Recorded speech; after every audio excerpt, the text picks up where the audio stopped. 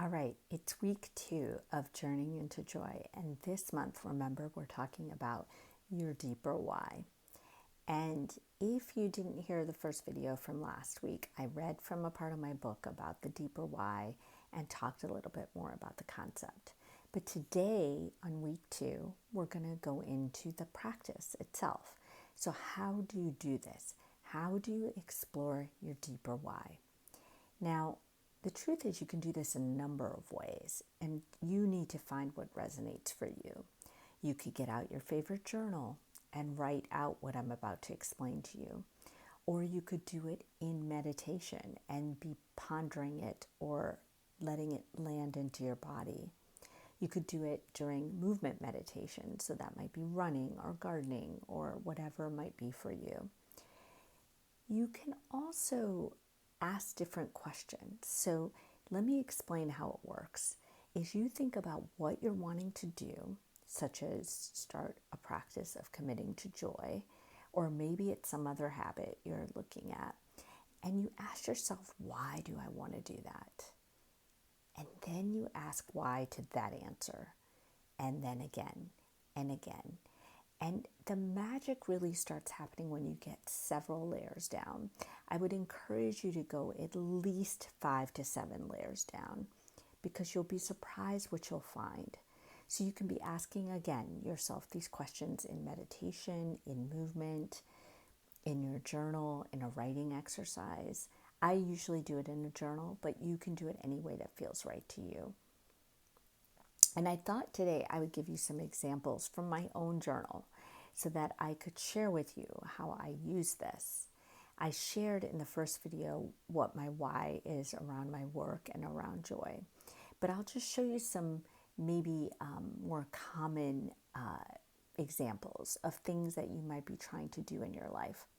For instance, I found my journal, I have it right here, about why, this is quite a number of years ago, why I wanted to start blogging weekly. And, I am a writer, you know that, because this is all from my book, Joy is My Justice. But this commitment to weekly blogging felt like a lot to me at the time. And it felt like a lot with work and my family and all my commitments. And yet I wanted to do it, but I had to figure out, how am I going to keep at it? And I kept at it for 4.5 years and still send a weekly email to my community. The difference is I don't always post it to my blog. I've been enjoying doing it as a separate sort of community email, personal email. But I've kept it up. So it's been now 6 years. So I started, my first why answer was because I have an important message. And this was after I gave my TED Talk on having gratitude in hard times. And I thought, oh, there's a message here that I want to keep working on and expanding and spreading. So you can see how that answer to my why, the first one, is actually a pretty decent one to anchor into, you would think. I have an important message. But let me show you what happens when you unlayer it. So I said, but why? And I said, because joy is a human right. See, this book was in infancy even then. And then I said, but why? And I said, because there's something bigger I need to do. But why? And then I got to, this message gives value to Zubin's life, to my son's life. And then when I asked why again and again, I got to the 7th layer. That really was, I knew, my anchor. And it was because this is how I will heal myself. So you can see how having an important message is a great why. But when I got to how I'll heal myself, that writing this blog would turn into something that would be a piece of healing for me, then my anchor got really strong. Then I understood why every week when I thought, what am I going to write about, or what do I have to say, I would find something, because I knew it was part of my own healing.